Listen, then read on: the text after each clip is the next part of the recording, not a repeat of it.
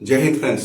NEET 2026 के physics section में 45 questions पूछे गए। आज हम उन 45 क्वेश्चन में से टॉप 20 क्वेश्चन सॉल्व करेंगे, जिसमें स्टूडेंट्स के मिस्टेक होने के चांसेस सबसे ज्यादा थे। तो चलिए स्टार्ट करते हैं। तो पहले क्वेश्चन में पूछ रहे हैं कि एक सिंपल पेंडुलम के केस में काइनेटिक एनर्जी और टाइम का ग्राफ कैसा होता है। तो सिंपल पेंडुलम जो है वो एसएचएम करता है। तो एक सिंपल पेंडुलम की इक्वेशन ऑफ मोशन जो है वो कैसी होती है, x is a sine omega T. क्योंकि ये एसएचएम है तो इसकी स्पीड v जो होगी वो dx बाई dt होगी।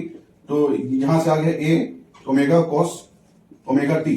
तो इसकी काइनेटिक एनर्जी जो है वो हाफ एम बी स्क्वायर होगी। तो half M A square omega square cos square omega T.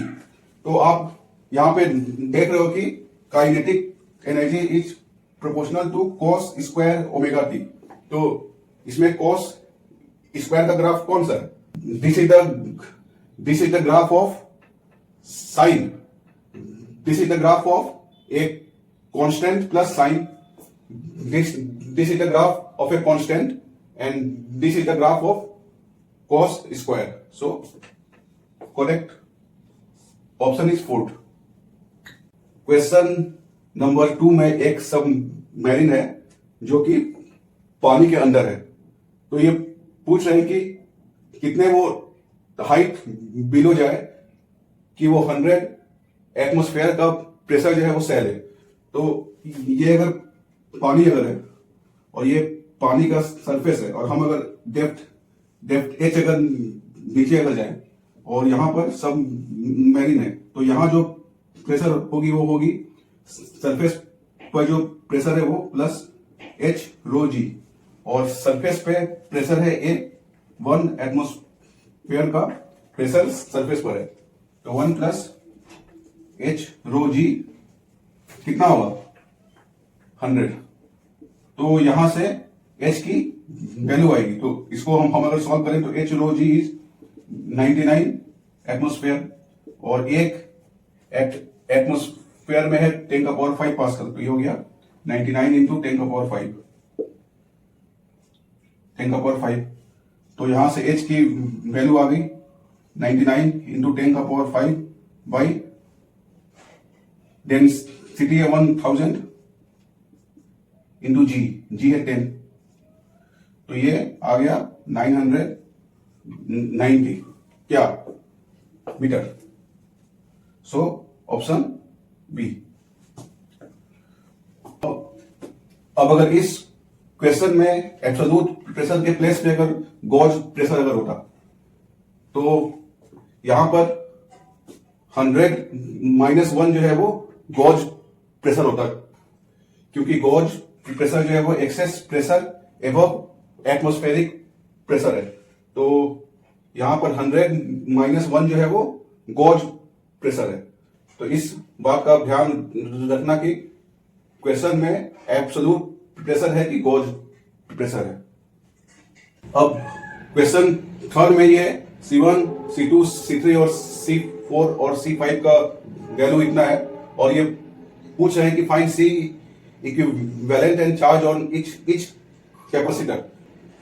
तो हम यहां पर देख रहे हैं कि ये C1 C2 C3 और C4 जो है वो एक के बाद एक हैं, इसलिए ये चारों जो है वो सीरीज में है और फिर इनका इक्विवेलेंट जो है वो इसके साथ पैरेलल में है। तो ये चार सीरीज में है। 1/C डैश जो है वो 1/C1 plus 1/C2 plus 1/C3 plus 1/C4 और हर C की वैल्यू है 10।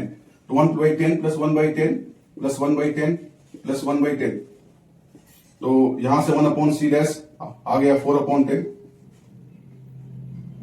Micro farad. तो यहां से C डैश आ गया 10/4। तो ये आ गया 5/2 माइक्रो फेराड। अब ये चारों का इक्विवेलेंट और C5 जो है वो पैरेलल में है। तो C इक्विवेलेंट जो होगा वो C डैश प्लस C5 होगा, तो सी डैश है 5/2 और C5 की वैल्यू है 2.5। तो ये हो गया 2.5 प्लस 2.5, ये हो गया 5 माइक्रो फैराड। अब पूछ रहे हैं कि चार्ज ऑन ईच कैपेसिटर, तो हम देख रहे हैं कि ये C5 जो है उसके एक क्रॉस में ये सप्लाई है, 50 वोल्ट की सप्लाई है, तो Q जो है वो C इंटू V होता है। तो C5 के एक क्रॉस में V जो है वो 50 है, तो Q5 पर चार्ज जो होगा वो होगा C की वैल्यू है 2.5 इंटू V 50, क्या माइक्रो कूलम, तो ये हो गया 125 माइक्रो कूलम। अब C1, C2, C3 और C4 जो है वो सीरीज में है, तो ये अगर सीरीज में है तो सब पे चार्ज एक ही होगा। सीरीज के केस में हर कैपेसिटर पे चार्ज एक ही होता है। तो इसको फाइंड करने के लिए हम लिखेंगे, क्योंकि ये सब का इक्विवेलेंट जो है वो C डैश है और C डैश की वैल्यू है 5/2, तो हर पे चार्ज कितना होगा, तो हर पे चार्ज के लिए हम लिखेंगे Q is C dash into V, तो C डैश की वैल्यू है 5/2 इंटू V 50 माइक्रो कूलम, तो ये भी जो है 125 माइक्रो कूलम भी होगा। तो इसका मतलब हुआ कि सब पर चार्ज जो है वो 125 माइक्रो कूलम का है, क्योंकि ये सब सीरीज में है, और C5 पे चार्ज है 125 माइक्रो कूलम। अब चौथा क्वेश्चन है कि हम अगर सरफेस ऑफ अर्थ से हाइट r ऊपर जाए, r is the radius of the earth, तो हमें कितना वर्क करना होगा, तो वर्क डन कितना होगा, work done will be equal to change in potential energy. तो हम अगर हाइट r ऊपर जाए तो पोटेंशियल एनर्जी में चेंज कितना होगा, mgr। क्या ये सही है, गलत है। तो इस क्वेश्चन में 80% स्टूडेंट्स जो है वो mgr मार्क कराए होंगे आंसर, लेकिन ये आंसर रॉन्ग है। mgh कब यूज होता है, जब h जो है वो r के रिस्पेक्ट में बहुत कम हो, जब h जो है वो लेस देन r हो। जब हम सरफेस ऑफ अर्थ से हाइट h ऊपर गए और अगर h लेस देन r है, तब तो mgh होता है, पर यहां पर h की वैल्यू r है, उस केस में mgh यूज नहीं होगा। उस केस में हम यूज करेंगे कौन सा फॉर्मूला, -gmm/r, -gmm/r। तो जब ये मास m सरफेस ऑफ अर्थ पे था, तब r की वैल्यू थी r, तो ये जो है वो u इनिशियल हो गया। यहां पर m जो है वो अर्थ का मास है और स्मॉल m जो है वो ऑब्जेक्ट का मास है, और u फाइनल होगा -gmm/r प्लस h, और h की वैल्यू r है, तो ये हो गया -gmm/2r। अब वर्क डन कितना होगा, वर्क डन होगा uf माइनस ui, तो uf की वैल्यू है -gmm/2r माइनस इतना, तो माइनस माइनस हो गया प्लस gmm/r, तो यहां से आ गया gmm/2r। अब हम अगर इसको अगर r से ऊपर और नीचे अगर मल्टीप्लाई करें, तो यहां पर r इंटू r जो है वो r स्क्वायर हो गया, और gm/r स्क्वायर जो है वो स्मॉल g होता है, small g acceleration due to gravity की वैल्यू जो है वो gm/r स्क्वायर होता है।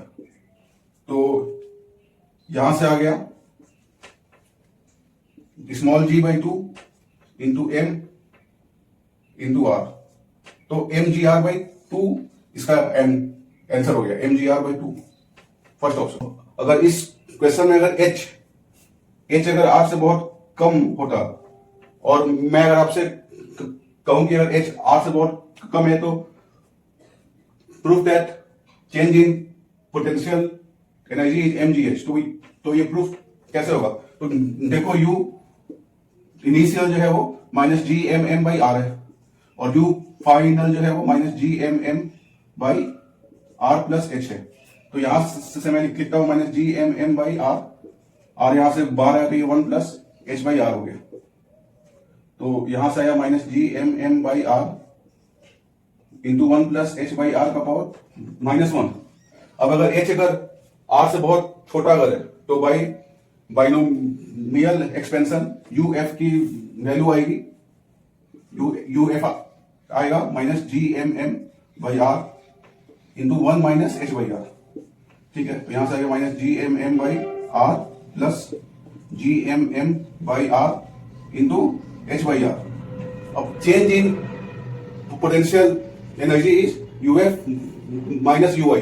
तो हम जब सब्ट्रैक्ट करेंगे तो ये टर्म और ये टर्म कट गया और डेल्टा यू जो है वो आएगा G M M by R square into H. अब G M by R square जो है वो जी है, स्मॉल जी है, तो G into M into H. तो डेल यू आप देख रहे हो कि एम जी इंटू एच आ रहा है। तो जब एच लेस देन आर हो तो एम जी एच होता है और जब एच आर के कंपेरेबल हो तब हम यूज करेंगे minus G M M by R. तो इस क्वेश्चन में दो अनचार्ज कैपेसिटर हैं। एक कैपेसिटर को पहले 100 वोल्ट सप्लाई से चार्ज किया गया, उसके बाद सप्लाई को डिस्कनेक्ट किया गया और डिस्कनेक्ट करने के बाद उसको सेकेंड अनचार्ज कैपेसिटर से कनेक्ट किया गया। तो इस प्रोसेस में कितना एनर्जी का लॉस हुआ ये पूछ रहे हैं। तो पहले तो इस कैपेसिटर को 100 वोल्ट से चार्ज किया गया। तो मान लो ये कैपेसिटर फर्स्ट है, ठीक है, तो इसको मैंने 100 वोल्ट सप्लाई से चार्ज किया तो इसकी कैपेसिटेंस है 200 पिको फैराड और सोर्स है 100 वोल्ट का। तो इस सोर्स के कारण इस प्लेट्स पर चार्ज आएगा Q और माइनस Q। तो Q की वैल्यू होगी C इंटू वी। तो C है इतना है और V इतना है, तो C इंटू वी तो 200 इंटू 10 का पावर -12 इंटू वी 100। ये हो गया कूलम हो गया। ठीक है, अब इस सप्लाई को हमने डिस्कनेक्ट किया और इस कैपेसिटर को एक सेकेंड कैपेसिटर से कनेक्ट किया जिसकी कैपेसिटेंस जो है वो सेम है। तो इसको हमने ऐसे कनेक्ट किया। तो क्योंकि ये और ये पैरेलल में है तो इसकी V जो है वो सेम है, जो V यहां पर है वही V यहां पर है और इसकी C भी सेम है। C जो है वो 200 पिको फैराड दोनों का है। तो Q जो है वो C इंटू वी होता है, ठीक है, Q is C into V. तो V सेम है, C भी सेम है, मीन्स दोनों पे चार्ज जो है वो सेम होगा। मतलब यहां जो चार्ज है वही चार्ज यहां पे होगा। अब क्योंकि बाहर से कोई चार्ज क्या इन प्लेट्स पे आ रहा है, बाहर से कोई चार्ज नहीं आ रहा है। जो चार्ज ये Q था वही इन दोनों में बढ़ रहा है और दोनों पे ऐसे बढ़ रहा है जैसे फाइनली चार्ज जो है वो सेम हो। इसीलिए इस कैपेसिटर पे चार्ज होगा वो Q/2 होगा और यहां भी चार्ज जो है वो Q/2 होगा। तो this is the charge on, so this is the final charge on two capacitors. अब Q की वैल्यू इतनी है तो Q/2 जो है वो होगा 100 इंटू 10 का पावर -12 इंटू 100 कूलम और इस कैपेसिटर पे चार्ज होगी 100 इंटू 10 का पावर -12 इंटू 100 कूलम। तो अब पूछ रहे हैं कि अमाउंट ऑफ एनर्जी लॉस्ट, तो इसकी एनर्जी कितनी थी? तो एनर्जी इनिशियल जो थी वो Q स्क्वायर अपॉन 2C होती है। एनर्जी जो है वो हाफ CV स्क्वायर चाहे Q स्क्वायर अपॉन 2C होता है, और E फाइनल जो है वो होगा Q स्क्वायर मतलब Q बाई 2 का whole square upon 2C plus Q by 2 का whole square upon 2C। This energy plus this energy, तो यहां से आ गया Q square upon 2, Q square upon 4 plus Q square upon 4, तो Q square upon 2 into 1 by 2C, तो ये आ गया Q स्क्वायर अपॉन 4C। तो चेंज इन एनर्जी जो है डेल्टा E जो होगा वो इनिशियल चेंज इन एनर्जी या एनर्जी लॉस जो है वो होगा EI माइनस EF। तो EI है Q square upon 2C minus Q square upon 4C, ठीक है, Q स्क्वायर अपॉन 4C। तो यहां से आ गया 4C 2Q square minus Q square, तो ये आ गया Q स्क्वायर अपॉन 4C। तो Q स्क्वायर अपॉन 4C को हम अगर सॉल्व करें तो Q की वैल्यू इतनी है इंटू 200 इंटू 10 का पावर माइनस 24 इंटू 10 का पावर 4, ये Q स्क्वायर हो गया अपॉन 4C, तो 4 इंटू और C की वैल्यू है 200 इंटू 10 का पावर माइनस 12। तो यहां से इसको हम अगर सॉल्व करें तो 10 का पावर माइनस 12 ये हो गया 10 का पावर माइनस 12, और ये 4 5 6 7 8, तो ये हो गया 10 का पावर माइनस 4, ठीक है, और यहां से 2 जीरो गया ऊपर, तो ये हो गया 10 का पावर माइनस 6, और यहां से ये जीरो हट गया, यहां से हट गया, और यहां से 2 2 4 कट गया, और ये हो गया हाफ, तो ये हो गया 0.5 इंटू 10 का पावर माइनस 6 जूल इसका हो गया answer. This is the amount of energy lost. तो 0.5 इंटू 10 का पावर माइनस 6, सी ऑप्शन। अब एग्जाम में टाइम कम होता है, तो 2 मिनट में हमको अगर इसको सॉल्व करना है तो हम यूज करेंगे ये formula delta E, change in energy जो है वो half C1 C2 upon C1 plus C2 into V1 minus V2 का होल स्क्वायर होता है, जहां पर C1 और C2 जो है वो दो कैपेसिटर्स की कैपेसिटेंस है, और V1 और V2 जो है वो इनकी इनिशियल वोल्टेज है। तो इस क्वेश्चन में C1 और C2 जो है वो है 200 पिको फैराड है, और V1 है 100 वोल्ट, और V2 जो है वो 0 है। V1 and V2 are the initial voltage on the capacitors. तो इसको हम अगर इसमें पुट करेंगे ये, तो आप वेरीफाई करना कि डेल ई जो है वो 0.5 इंटू 10 का पावर माइनस 6 आएगा आंसर। इस क्वेश्चन में एक इलेक्ट्रिक वायर है और करंट आई जो है वो यूनिफॉर्मली डिस्ट्रीब्यूटेड है इसके एरिया में। तो हमें बी और आर का ग्राफ बनाने कह रहे हैं। बी मीन्स मैग्नेटिक फील्ड, और आर मतलब एक्सिस से डिस्टेंस आर पे हम अगर जाए तो मैग्नेटिक फील्ड और आर का ग्राफ कैसा होगा। तो इस क्वेश्चन का जो आंसर है वो ऐसा होगा, ये ग्राफ जो है कुछ ऐसा होता है, यानी हम अगर यहां से स्टार्ट करें और रेडियस ए तक जाए तो ये जो फील्ड है वो आर के प्रोपोर्शनल होता है, और ए के बाद ये जो फील्ड है वो आर के इनवर्सली प्रोपोर्शनल होता है।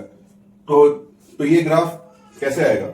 तो ये ग्राफ फाइंड करने के लिए हम एम्पियर सर्किटल लॉ का यूज करेंगे।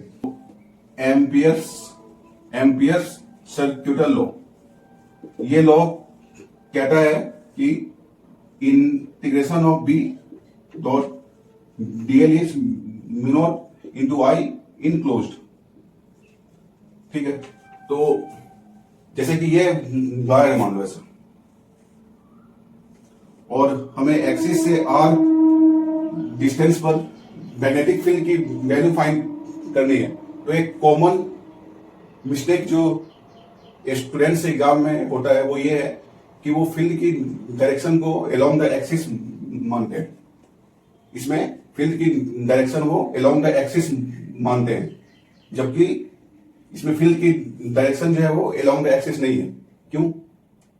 क्योंकि इसमें करेंट जो है वो लेफ्ट से राइट की ओर जा रहा है, और करेंट अगर लेफ्ट से राइट की ओर जा रहा है तो हम अगर थम्स रूल का अगर यूज अगर करें, हम अगर राइट एंड थंब रूल का अगर यूज कर रहे हैं तो फील्ड लाइन से वो ऐसे घूम रही है।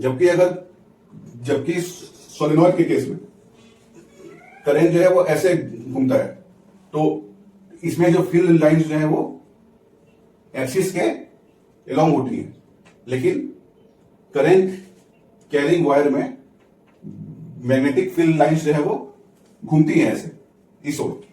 तो हमें अगर आर डिस्टेंस पर बी की वैल्यू अगर फाइंड करनी है तो हम एक लूप लेंगे ऐसे।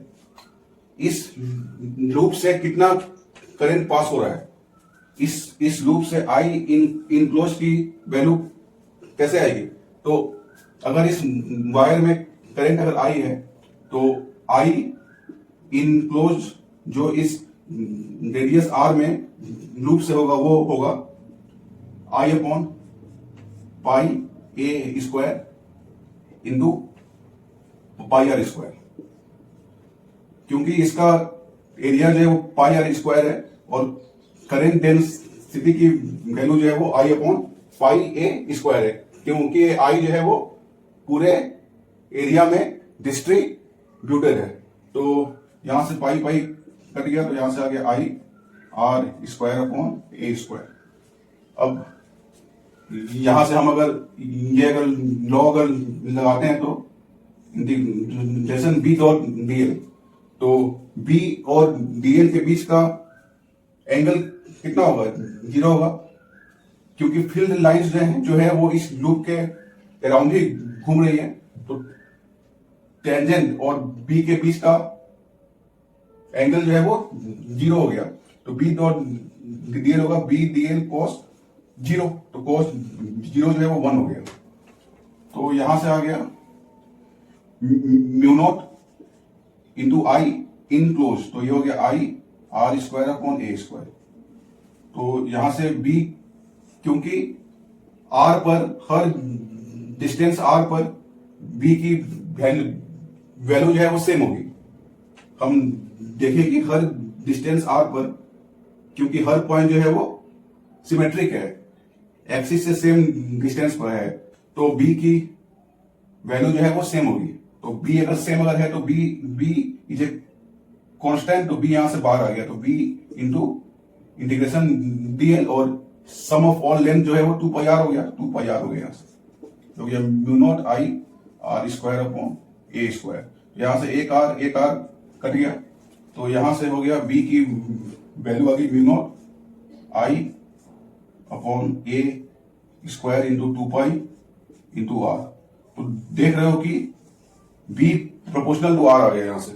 मीन्स अगर ये जो आर अगर ए से अगर कम अगर होगा तो यहां पर बी जो है वो आर के प्रोपोर्शनल होगा, और अगर आर की वैल्यू अगर ए हुई तो यहां पर ए पुट करेंगे हम, तो ए पुट किए तो यहां पर बी की वैल्यू आ गई म्यू नॉट अपॉन ए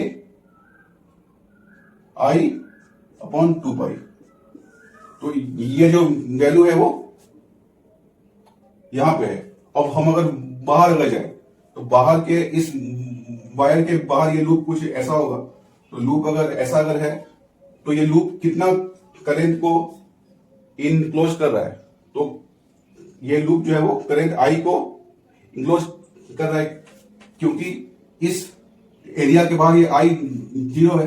तो इसको हम अगर सॉल्व करें तो बी इंटू 2 पाई आर जो है वो म्यू नॉट इंटू आई होगा, जहां पर आई इस करेंट थ्रू दिस वायर है, तो यहां से बी आ गया mu naught I upon 2 pi R. तो हम देख रहे हैं कि यहां से बी जो है वो आर के इनवर्सली प्रोपोर्शनल है। तो कर्व ये कैसा आएगा, ये कर्व जो है वो ऐसा आएगा,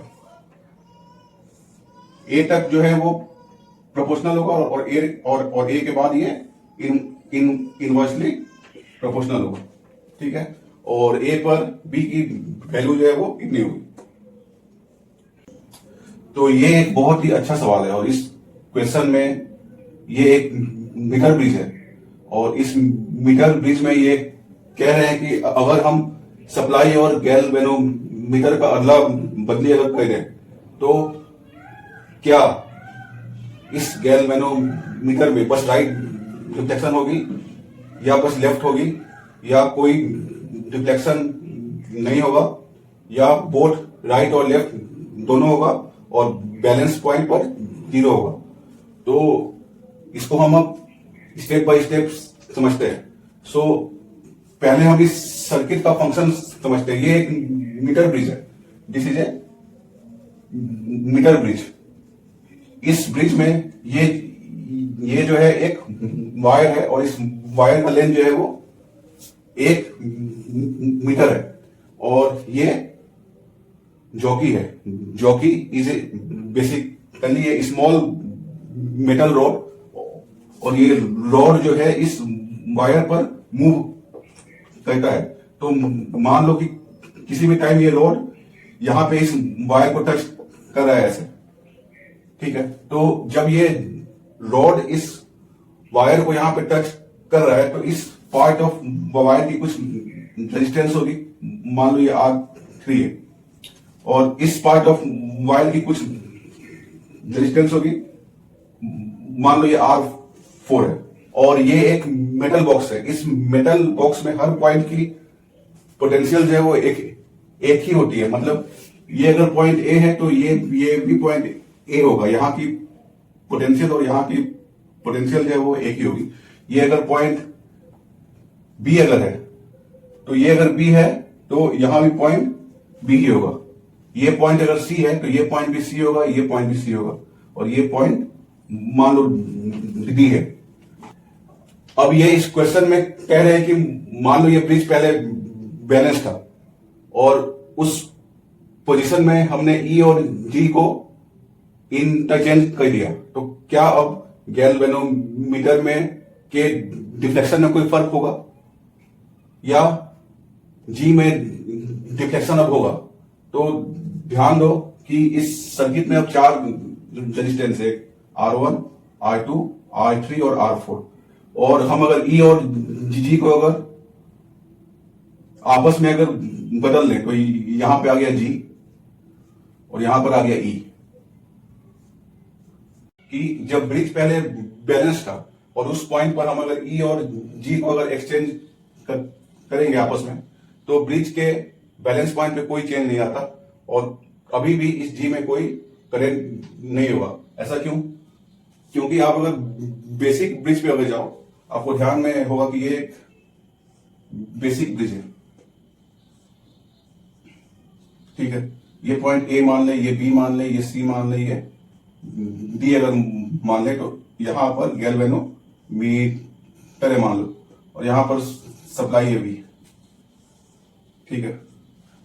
तो देखो कि ये सर्किट और ये सर्किट अभी सेम है। ए और सी के बीच में R1 है, सी और बी के बीच में R2 है, ए और डी के बीच में R3 है और डी और बी के बीच में R4 है और सी और डी के बीच में गैल्वेनोमीटर है। तो ये ब्रिज जो है वो कब बैलेंस होगा? जब सी और डी की पोटेंशियल जो है वो एक होगी। तो सी और डी की पोटेंशियल कब एक होगी? जब R1, R4 जो है वो R2, R3 होगा। जब ये कंडीशन सेटिस्फाइड होगा उस केस में सी और डी की पोटेंशियल जो है वो एक होगी और इस ब्रांच से कोई करंट पास नहीं होगा। करंट पास अगर नहीं अगर होगा तो so the deflection of this galvanometer is 0। अब हम अगर इस पॉइंट पर हम अगर यहां पर डाल दे अब जी और यहां अगर डाल दे ई और अभी भी कंडीशन जो है वो यही है, तब क्या जी में अब डिफ्लेक्शन होगा? तो इसको हम अगर देखें तो इस सप्लाई जो है वो सी और डी के बीच में है, तो ये सप्लाई कुछ ऐसे हो गया, ऐसे हो गया। और गैल्वेनोमीटर जो है अब ए और बी के बीच में है, तो ये कुछ ऐसे हो गया, ए और बी के बीच में हो गया जी। तो अभी भी जब ये कंडीशन सेटिस्फाई हो रहा है, तब ए और बी की पोटेंशियल जो है वो सेम होगी और अभी भी जी से कोई करंट पास नहीं होगा। यही डायग्राम में जो केस है वही इसमें है। इसमें भी 4 रेजिस्टेंस है और this circuit is same as this. अच्छा, अब ये राइट और लेफ्ट डिफ्लेक्शन कब होता है? तो डिफ्लेक्शन मीन्स जी से करंट जो है वो पास हो रहा है और राइट और लेफ्ट मीन्स करंट का डायरेक्शन जो है वो अलग अलग है। मतलब अगर करंट मान लो इस जी से ऐसे है, अगर वी ए की पोटेंशियल अगर वी बी से जा रहा है तो करंट ऐसे होगा, और अगर बी की पोटेंशियल अगर ए से जा रहा है तो करंट ऐसे होगा। तो एक डायरेक्शन में डिफ्लेक्शन जो है इसकी राइट होगी और एक डायरेक्शन में इसकी लेफ्ट में होगी। तो अब हम अगर इस क्वेश्चन पे आए तो अगर ये ब्रिज बैलेंस में था तो जी और ई के इंटरचेंज करने पर ब्रिज जो है वो अभी भी बैलेंस में होगा और इसमें कोई डिफ्लेक्शन नहीं होगा। और सेकेंड चीज, हम अगर बैलेंस पॉइंट से लेफ्ट या राइट अगर जाए तब ये ब्रिज अब अनबैलेंस होगा और अब जी में डिफ्लेक्शन आएगा। और क्योंकि अब करंट का डायरेक्शन जो है वो चेंज हो रहा है तो इसमें डिफ्लेक्शन जो है वो लेफ्ट या राइट दोनों होगी। तो ऑप्शन अगर हम देखें तो both right and left deflection and at balance point there will be no deflection. So this is the right option. ये question Young's double slit experiment का है। इसमें एक मोनोक्रोमेटिक लाइट सोर्स है और उस मोनोक्रोमेटिक लाइट सोर्स को हम 2 स्लिट से भेज रहे हैं और स्क्रीन पर जो उन स्लिट से कुछ दूरी पर है वहां पर इंटरफेरेंस पैटर्न को ऑब्जर्व कर रहे हैं। तो अगर 2 स्लिट से जो लाइट आ रही है उनके बीच अगर पाथ डिफरेंस अगर लैम्डा है तो इंटेंसिटी उस पॉइंट पर के है। तो ये पूछ रहे हैं कि अगर पाथ डिफरेंस λ/3 होगा तो इंटेंसिटी स्क्रीन पर कितनी होगी? तो हम जानते हैं कि यहां पर अगर 2 स्लिट्स अगर है और यहां पर अगर इस स्क्रीन अगर है तो इस स्लिट से जो लाइट आ रहा है, जो वेव्स आ रही है, तो उन वेव्स के कारण इस पॉइंट पी पर जो इंटेंसिटी होगा वो होगा I1 plus I2 plus 2 root I1 I2 cos phi, जहां पर फाई जो है इस पॉइंट पी पर जो 2 वेव्स आ रही है उनके बीच का फेज डिफरेंस है और I1 और I2 जो है वो इस स्लिट से जो लाइट सोर्स आ रही है उनकी इंटेंसिटी है और इंटेंसिटी जो है वो एम्पलीट्यूड के स्क्वायर के प्रोपोर्शनल होता है। क्योंकि यहां पर एक ही लाइट सोर्स है, ये मोनोक्रोमेटिक लाइट है, यहां पर एक मोनोक्रोमेटिक लाइट सोर्स है और इसी सोर्स को हम 2 स्लिट से भेज रहे हैं। मीन्स इनका वेव्स का एम्पलीट्यूड जो है वो सेम होगा। तो एम्पलीट्यूड अगर सेम अगर होगा तो इनका इंटेंसिटी भी होगा सेम। I1 और I2 की वैल्यू जो है वो सेम होंगी। तो यहां पर जो I है इसको हम अगर I0 अगर माने तो I0 plus 2 root I0 square, तो 2I0 cos फाई। तो यहां से आ गया 2I0 आ गया बाहर, 1 प्लस cos फाई। तो ये आ गया 4I0 cos square 5/2. This is the resultant intensity. 1 plus cos phi is 2 cos square 5/2, 2 cos square 5/2। तो यहां से आगे आई की वैल्यू इतनी आ गई। और फाइव कितना होता है, अगर दो वेव्स के बीच में अगर पाथ डिफरेंस अगर डेल एक्स का है तो डेल फाइव होता है 2 पाई/λ इंटू डेल एक्स। ठीक है, तो पहले केस में पाथ डिफरेंस जो है वो लैम्डा का है, तो डेल फाइव कितना हो गया 2 पाई/λ इंटू लैम्डा, तो ये 2 पाई हो गया। तो जब पाथ डिफरेंस इतना था तो स्क्रीन पर आई की वैल्यू जो थी वो के थी। तो हम अगर यहां पर अगर लिखे अगर तो के जो है वो कितना होगा, K is equal to 4I0 cos square 5/2, 5 है 2 पाई है, तो 2 पाई/2 मतलब हो गया पाई, कॉस पाई इज -1, तो 4I0 हो गया। तो के की वैल्यू जो है वो 4I0 हो गई। अब ये पूछ रहे हैं कि जब पाथ डिफरेंस λ/3 है तब आई की वैल्यू कितनी होगी, तो उस केस में आई होगा 4I0 इंटू कॉस स्क्वायर 5/2, तो कॉस स्क्वायर 5 के प्लेस पे आ गया, कितना होगा। अब फेज डिफरेंस जो है वो होगा 2 पाई/λ इंटू λ/3, तो ये हो गया 2 पाई/3, तो ये हो गया 120 डिग्री हो गया। ठीक है, तो ये हो गया कॉस स्क्वायर 120 डिग्री, और कॉस 120 जो है वो होता है -sin30 डिग्री, ये हो गया स्क्वायर। यहां से आ गया 4I0 sin 30 हो गया 1/2, ये हो गया 1/4 स्क्वायर है, और 4I0 की वैल्यू है के, यहां से आ गया k/4। तो जब पाथ डिफरेंस होगा λ/3 तब इंटेंसिटी जो है वो k/4 होगा। Answer so option D.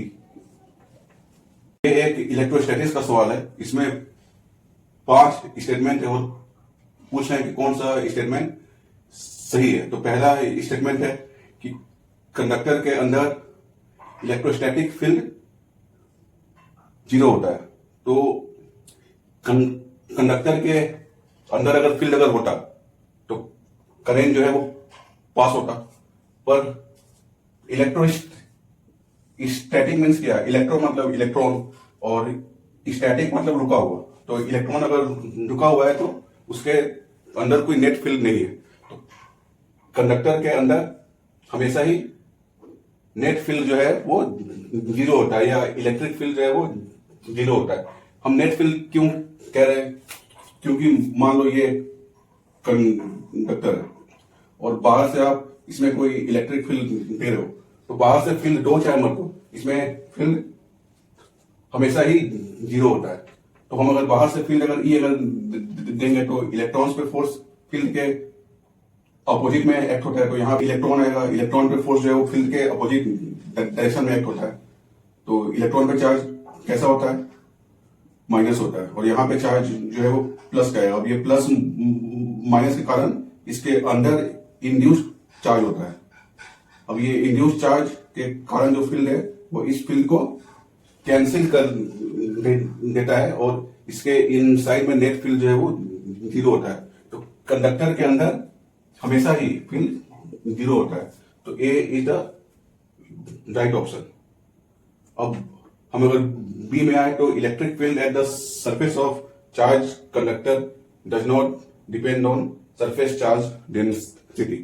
तो कंडक्टर के सरफेस के जस्ट बाहर जो फील्ड है वो सिग्मा अपॉन एप्सिलॉन नॉट होता है। ठीक है, आप अगर कैपेसिटर के केस में अगर ध्यान अगर हो तो इसके बीच जो फील्ड है वो सिग्मा अपॉन एप्सिलॉन नॉट होता है। ठीक है, तो कंडक्टर के बाहर में फील्ड जो है वो सिग्मा अपॉन एप्सिलॉन नॉट होता है, और सिग्मा जो है वो सरफेस चार्ज डेंसिटी है। तो यहां पे कह रहा है कि डज नॉट डिपेंड, तो ये हो गया रॉन्ग। थर्ड है कि the interior of the charge conductor can have no excess charge in static condition, मतलब कि कंडक्टर के अंदर में कोई भी नेट एक्सचेंज चार्ज नहीं हो सकता। तो ये स्टेटमेंट सही है, क्योंकि मान लो कि ये एक कंडक्टर है, ठीक है, और इसमें हमने ये एक कंडक्टिंग सेल है, ठीक है, और हमने यहाँ पर बीच में चार्ज क्यों रखा है, तो ये कह रहे हैं कि कंडक्टर के इनसाइड में एक्सचेंज चार्ज नहीं हो सकता। तो आप अगर एक गॉसियन सरफेस अगर इस कंडक्टर के इनसाइड से बनाओगे तो by Gauss law E dot ds is Q upon epsilon naught. तो क्योंकि कंडक्टर के इनसाइड में फील्ड तो हमेशा जीरो होता है, तो ये टर्म जीरो हो गया। ये टर्म अगर जीरो अगर हुआ तो क्यू इन क्लोज जो है वो जीरो हो गया। मतलब ये गॉसियन सरफेस जो चार्ज इंक्लोज कर रहा है, जो नेट चार्ज इंक्लोज कर रहा है, वो जीरो हो गया। यानी कंडक्टर के इनसाइड में कभी भी नेट चार्ज नहीं होता है। तो यहां अगर क्यू अगर है तो इसके इनसाइड सरफेस पे चार्ज इंड्यूस होगा माइनस क्यू। अब क्योंकि ये कंडक्टर इलेक्ट्रिकली न्यूट्रल है, तो यहां अगर माइनस क्यू अगर आएगा तो बाहर वाले सरफेस पे आ गया चार्ज प्लस क्यू।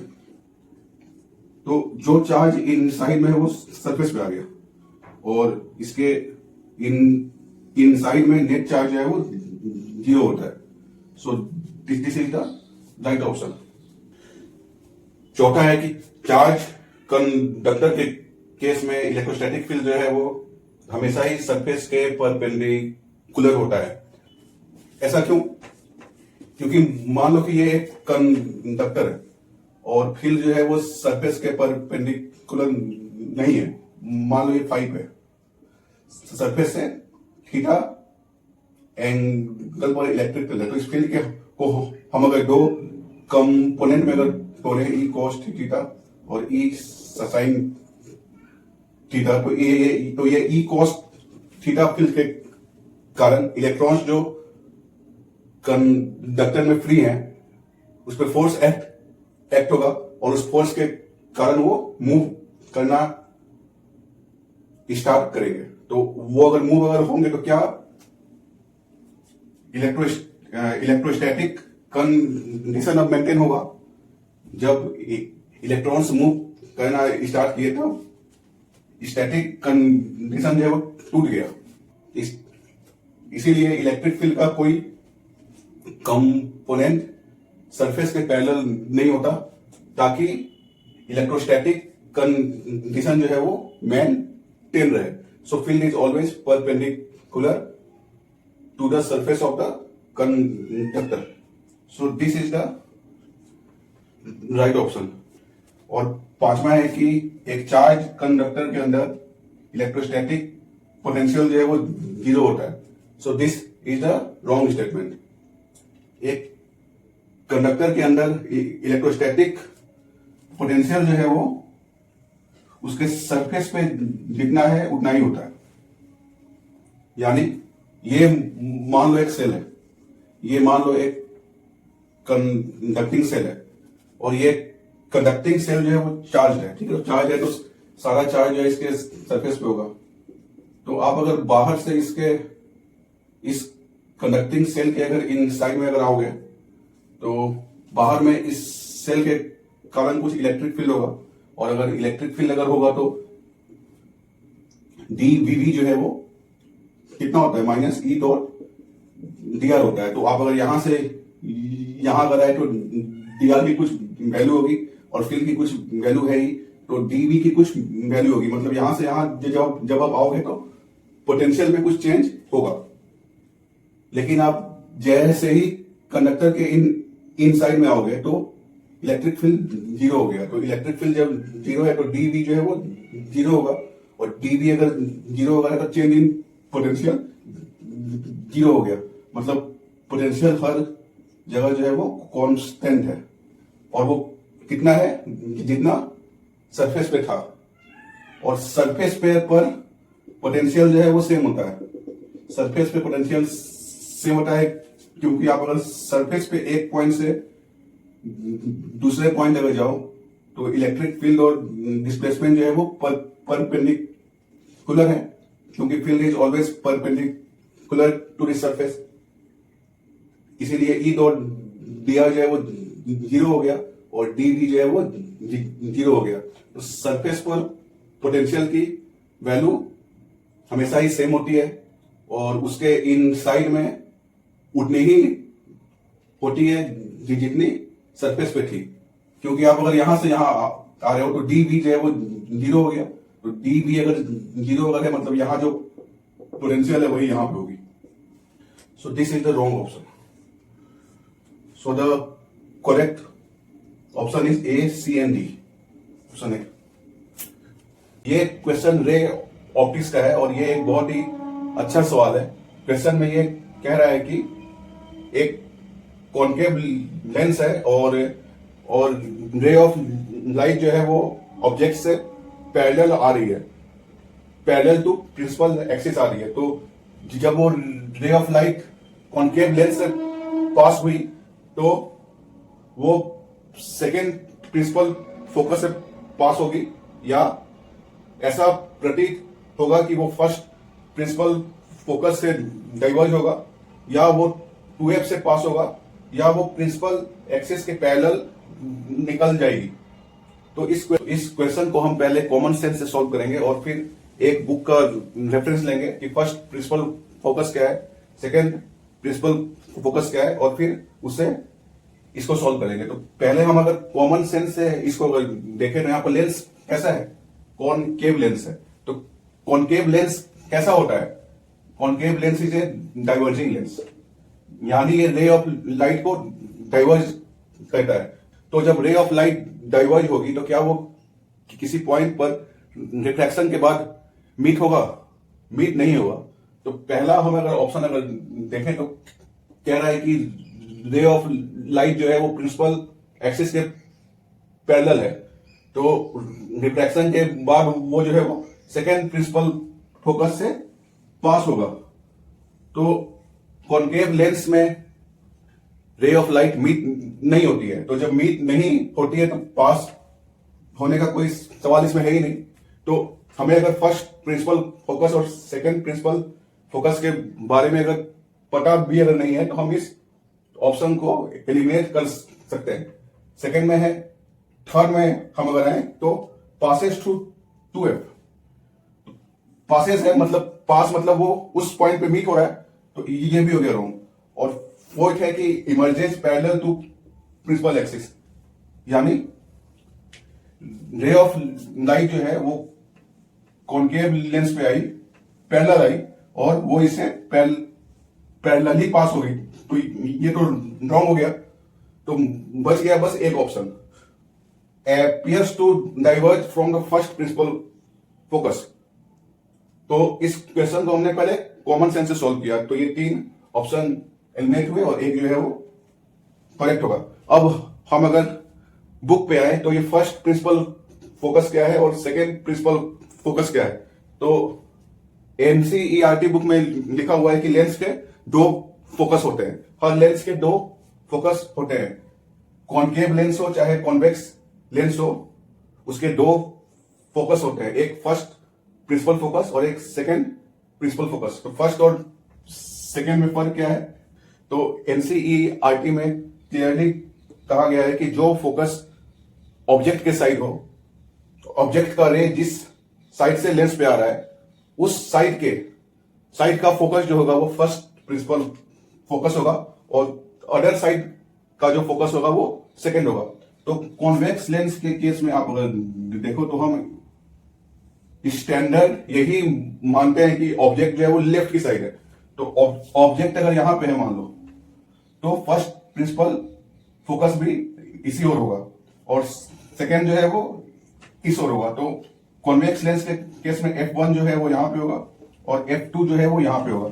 अब हम अगर कॉन्केव लेंस भी अगर लें तो इसमें भी ऑब्जेक्ट जो है वो इसी ओर है, तो मतलब फर्स्ट भी इसी ओर होगा और सेकेंड भी उसके अपोजिट साइड में होगा। तो कॉन्वेक्स लेंस में रिफ्रैक्शन के बाद रेज ऑफ लाइट जो है वो मिलती हैं और कॉन्केव लेंस में रिफ्रैक्शन के बाद रेज ऑफ लाइट जो है वो डाइवर्ज होती है। तो कॉन्वेक्स लेंस के केस में अगर रे ऑफ लाइट पैरेलल आ रही है तो वो जिस पॉइंट पर कन्वर्ज हुई उसको हम क्या कहते हैं, सेकेंड प्रिंसिपल फोकस। ये रे ऑफ लाइट पैरेलल आई, पैरेलल टू प्रिंसिपल एक्सिस, तो ये जिस पॉइंट पर कन्वर्ज हुई उसको हम कहते हैं सेकेंड प्रिंसिपल फोकस। और फर्स्ट प्रिंसिपल फोकस क्या है इसका, कि हम अगर फर्स्ट प्रिंसिपल फोकस पे अगर ऑब्जेक्ट अगर रखें तो वहां से जो रे ऑफ लाइट आएंगी वो इस लेंस से पास करने के बाद प्रिंसिपल एक्सिस के पैरेलल होगी। तो इसी पॉइंट को कहा गया फर्स्ट प्रिंसिपल फोकस, कि जिस पॉइंट पे आप अगर ऑब्जेक्ट को अगर रखो तो रेज ऑफ लाइट जो है वो पैरेलल टू प्रिंसिपल एक्सिस जाएंगी।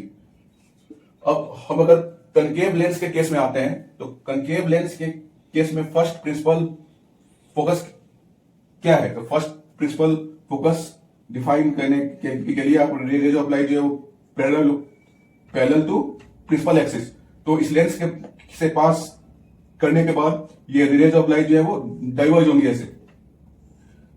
तो ये रे ऑफ लाइट जब डाइवर्ज होंगी तो इन रेज ऑफ लाइट को आप जब पीछे की ओर ट्रेस करोगे तो वो एक पॉइंट पर मिलेंगी। तो जिस पॉइंट पर ये मीट हो रही है उसी को कहते हैं फर्स्ट प्रिंसिपल फोकस। तो देख रहे हो कि मैं अगर यहां से अगर देखूं तो मुझे ये प्रतीत होगा कि रेज ऑफ लाइट जो है वो ये इस पॉइंट से डाइवर्ज हो रही है। तो फर्स्ट प्रिंसिपल फोकस क्या है, फर्स्ट प्रिंसिपल फोकस मतलब अगर रे ऑफ लाइट अगर पैरेलल है तो रिफ्लेक्शन के बाद appears to diverge from the first principal focus। अब सेकेंड प्रिंसिपल फोकस क्या है, सेकेंड प्रिंसिपल फोकस वो पॉइंट है प्रिंसिपल एक्सिस पर जहां पर रेज ऑफ लाइट ऐसा लगता है कि मिलेगा और वो रिफ्लेक्शन के बाद जो है वो प्रिंसिपल एक्सिस के पैरेलल हो जाता है। तो जैसे कि ये दो रे ऑफ लाइट इस लेंस पे आ रहा है तो हम अगर इसको अगर एक्सटेंड अगर करें तो ये F2 पे मीट होगा।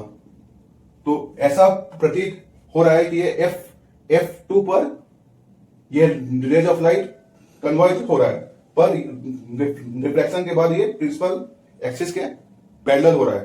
तो F2 मतलब appears to converge और F1 मतलब appears to diverge। मतलब F1 में ऐसा लगता है कि यहां से ये रे ऑफ लाइट जो है वो डाइवर्ज हो रही है और F2 पर ऐसा लगता है कि ये कन्वर्ज हो रहा है।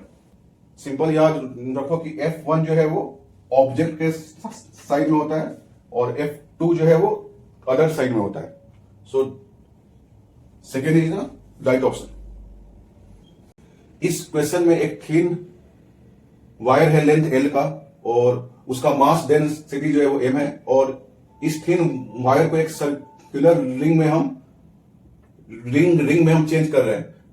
तो ये पूछ रहे हैं कि इस रिंग का moment of inertia axis y dash के अबाउट कितना होगा।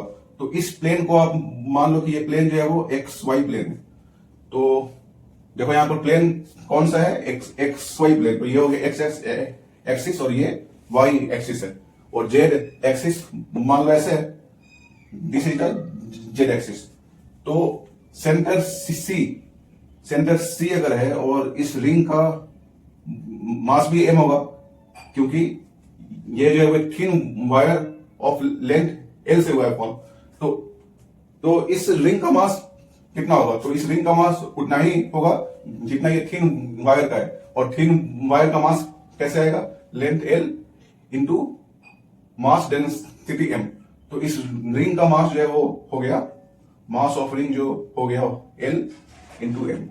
ठीक है, अब ये रिंग का मास तो आ गया, अब इस रिंग का रेडियस r कैसे आएगा।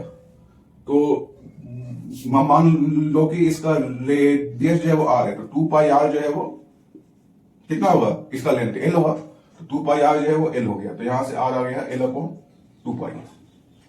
अब पूछ रहे हैं कि moment of inertia about axis y dash. तो y डैश के अबाउट कितना होगा, तो by parallel axis theorem y dash के अबाउट उतना ही होगा जितना इसके अबाउट होगा प्लस एम आर स्क्वायर। तो इसके अबाउट हम अगर आई वाई अगर बोले आई वाई, तो आई वाई वाई डैश होगा I Y plus M R square. तो एम कितना है, एल एम इंटू एल है, तो M L M R square, और आर की वैल्यू है एल अपॉन 2 पाई, तो L square upon 4 pi square.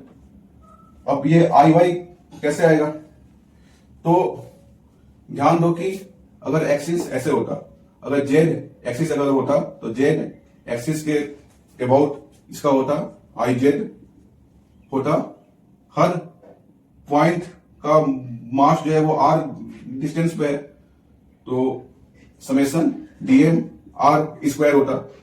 तो यहां से आर स्क्वायर बाहर आ गया, तो समेशन डीएम हो गया, तो ये R square into this ring का मास, और इस रिंग का मास कितना है, एम इंटू एल है, तो एम इंटू एल हो गया, तो ये आई जेड हो गया। अब by perpendicular axis theorem I X plus I Y जो है वो आई जेड होता है, और आई एक्स और आई वाई जो है वो सेम होगा बाई सिमेट्री, तो 2 आई वाई जो है वो आई जेड होगा। तो यहां से आ गया I Y is I Z by 2, तो आई जेड बाई 2 हम अगर करें, तो यहां पर हम अगर आई वाई की वैल्यू अगर पुट करें, तो आई जेड बाई 2, और ये हो गया हाफ, और आई जेड का वैल्यू इतना आ गया। देखो आई वाई आई जेड बाई 2 है, आई जेड जो है वो इतना है, और आर जो है वो इतना है, तो यहां पर आ गया M L into R square, तो आर स्क्वायर है L square upon 4 pi square plus M L into L square upon 4 pi square. तो यहां से हो गया M L cube upon 8 pi square और plus M L cube upon 4 pi square.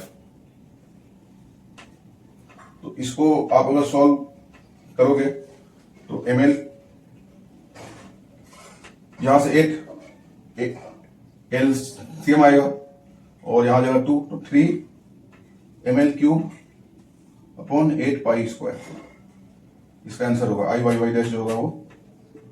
ये question एक ट्रेवलिंग वेव पर है, और ये वेव जो है वो लेफ्ट से राइट की ओर जा रही है, क्योंकि इसका जो इस वेव का जो इक्वेशन है वो ए साइन ए cos omega T minus K x form में है। अगर ओमेगा टी प्लस के एक्स अगर होता, तो वेव जो है वो राइट से लेफ्ट की ओर आती, और एक्स जो है वो पार्टिकल का पोजीशन है, और पोजीशन एक्स पर पार्टिकल की डिस्प्लेसमेंट जो है वो वाई है।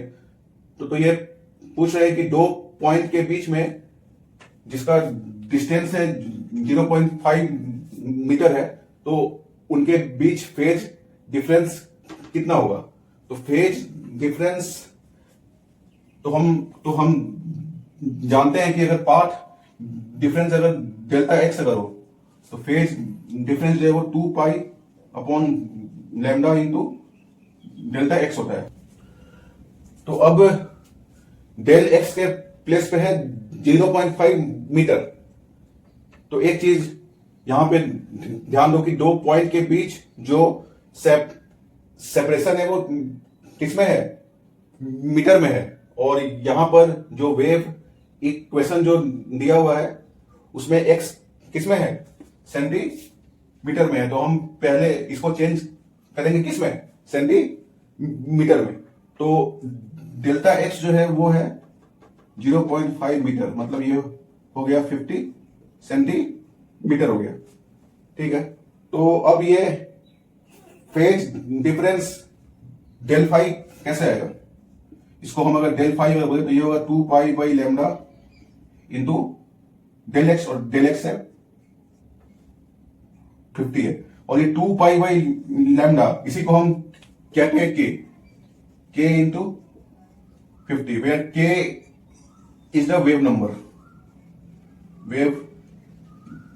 के की वैल्यू कितनी होती है, के इज 2 पाई बाई लैम्डा, या ओमेगा बाई वी, जहां पर वी जो है वो स्पीड ऑफ वेव है और ओमेगा जो है वो एंगुलर फ्रीक्वेंसी ऑफ वेव है। और किसी भी ट्रेवलिंग वेव का स्टैंडर्ड इक्वेशन कैसे होता है, Y H T A cos omega T minus K X plus phi, जहां पर फाई नॉट जो है वो इनिशियल फेज है। तो यहां पर 0.35 जो है वो इनिशियल हो गया फेज। तो हम इस क्वेश्चन में इस वेव इक्वेशन को पहले स्टैंडर्ड फॉर्म में लिखेंगे, स्टैंडर्ड फॉर्म में लिख के वहां से के फाइंड करेंगे, फिर के को इसमें रख के डेल फाई की वैल्यू निकालेंगे। तो पहले स्टैंडर्ड फॉर्म में हम अगर वेव को लिखे तो वाई एक्स टी जो है वो हो गया 2 मतलब ए। अब यहां पर 2 पाई को हम लेके जाएंगे अंदर, तो ये हो गया 2 पाई इंटू 10 हो गया तो 20 पाई टी हो गया, तो ओमेगा का वैल्यू हो गया 20 हो गया पाई। ठीक है, फिर है माइनस 0.008 इंटू 2 पाई कितना होगा 0.016 पाई और फिर होगा एक्स। ठीक है, और प्लस आएगा कितना आएगा प्लस 2 पाई इंटू 0.35 आएगा तो 0.7 पाई हो गया। तो यहां से के की वैल्यू कितना आएगी, के इज 0.016 इंटू पाई। अब इस के की वैल्यू हम अगर पुट करें तो 0.016 पाई इंटू 50 हो गया, ये क्या रेडियन हो गया ये, क्योंकि डेल फाई जो है वो किसमें है, रेडियन में है।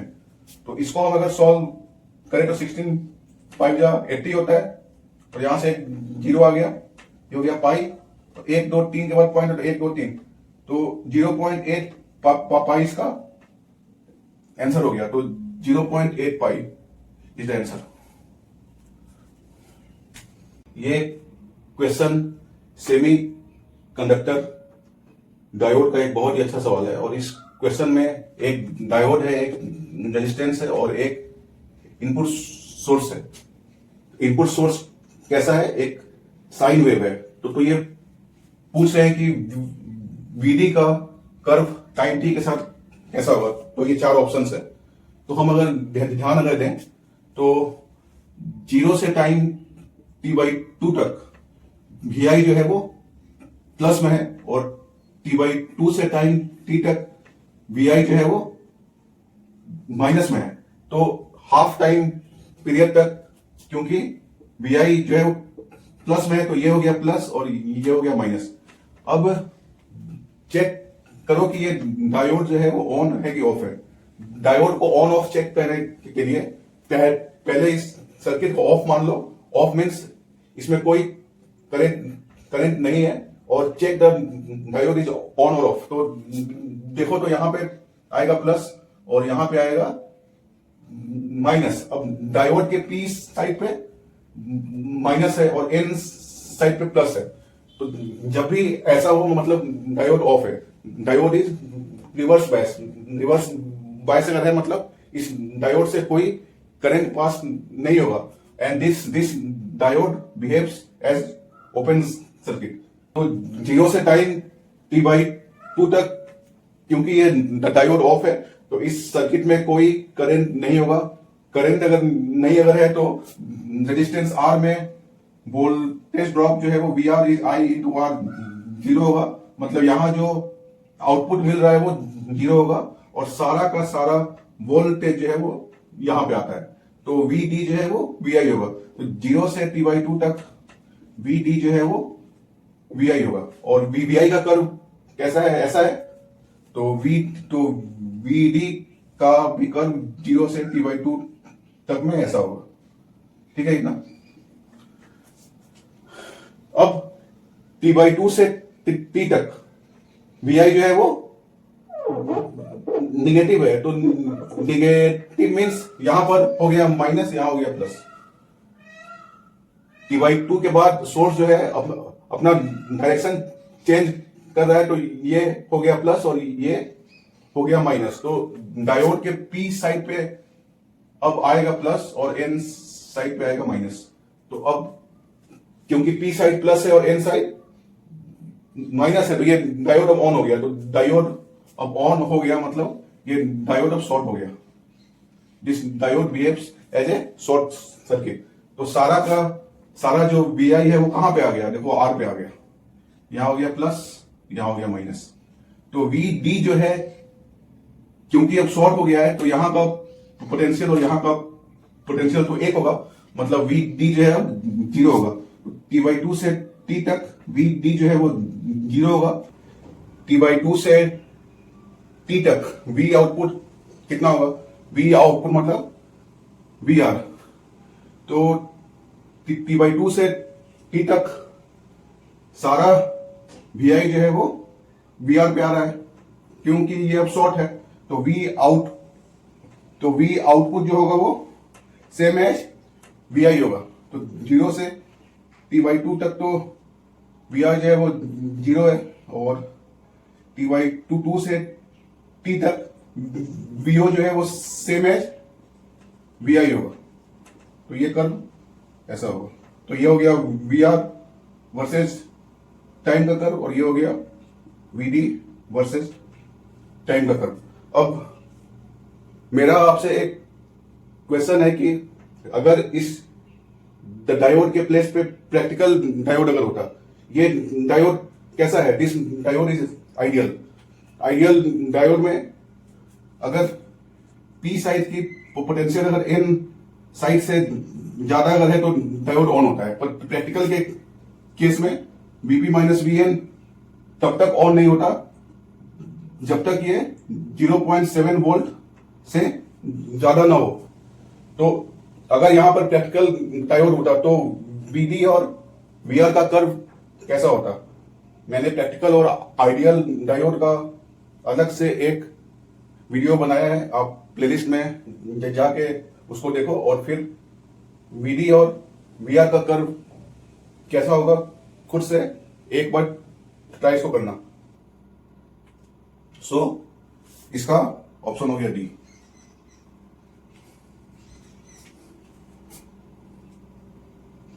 इस क्वेश्चन में आई की वैल्यू पूछ रहा है कि सोर्स ने इस सर्किट को कितना करंट सप्लाई किया। तो डायोड का बेसिक क्या है कि डायोड में दो साइड होते हैं, पी साइड और एन साइड।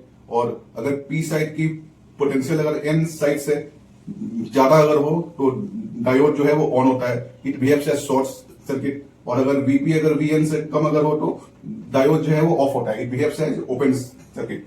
तो पहले हम चेक करेंगे कि कौन सा डायोड ऑन है और कौन सा ऑफ है। तो इसको चेक करने के लिए हम जो है वो पहले सारे डायोड को ऑफ है मानते हैं, और ऑफ मानने के बाद हम देखते हैं कि पी और एन साइड पर कितना पोटेंशियल आ रहा है। तो पहले सारे डायोड को ऑफ मान लो और देखो कि पी और एन पर कितना पोटेंशियल आ रहा है। तो यहां पे आ रहा है प्लस, यहां आ रहा है माइनस, यहां आ रहा है प्लस, यहां आ रहा है माइनस, यहां आ रहा है प्लस, यहां आ रहा है माइनस, और यहां आ रहा है प्लस, यहां आ रहा है माइनस। देखो कि इसमें कौन कौन सा डायोड ऑफ है। तो ये ऑफ है क्योंकि एन साइड प्लस है और पी साइड इसका माइनस है, और यहां पर ये ऑन हो गया, ये ऑन हो गया, और ये ऑफ हो गया। तो ये ऑफ अगर हो गया तो ये ब्रांच जो है हट गया यहां से। सिमिलरली ये ब्रांच यहां से हट गया, दिस ब्रांच इज ओपन, और ये डायोड यहां पर अब शॉर्ट हो गया, और यहां पर ये डायोड जो है वो शॉर्ट हो गया। तो अब ये सर्किट जो है वो इजी हो गया। ये और ये जो है वो पैरेलल में है, और पैरेलल में अगर है तो इसका इक्विवेलेंट जो है वो होगा 1/r इक्विवेलेंट 1/2 प्लस 1/4। तो यहां से आ गया 4, 2 प्लस 1 3/4। तो r इक्विवेलेंट हो गया 4/3 ओम। तो v जो है वो I इंटू आर होता है, r इक्विवेलेंट तो v है 10 वोल्ट, और I की वैल्यू फाइंड करना, और r इक्विवेलेंट है 4/3। तो यहां से 2 5 या 10, 2 2 या 4, तो यहाँ से आई आ गया 15/2 एम्पियर, 7.5 एम्पियर। 7.5 कौन सा रिलेशन वैल्यू ये है, ठीक है, दिस इज। तो इस क्वेश्चन में एक रेक्टेंगुलर लूप है और इस लूप को हम मैग्नेटिक फील्ड बी से बाहर खींच रहे हैं, और क्वेश्चन में ये दिया हुआ है कि इस लूप में एक छोटा सा कट है।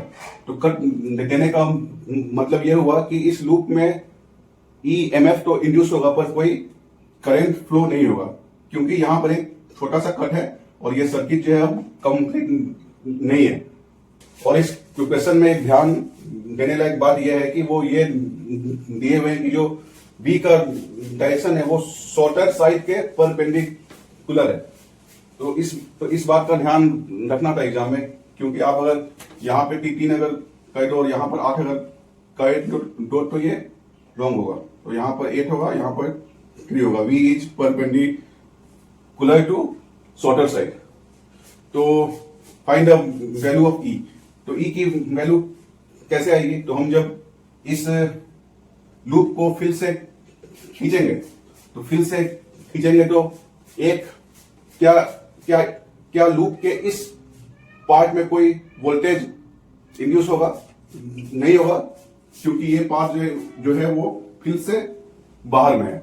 क्या इस पार्ट में कोई ईएमएफ इंड्यूस होगा? नहीं होगा, क्योंकि ये जो लेंथ है वो फील्ड को कट नहीं कर रहा है, बस उसी पार्ट में वोल्टेज इंड्यूस होगा जो मैग्नेटिक फील्ड को कट करेगा। तो कौन सा पार्ट कट कर रहा है? ये पार्ट।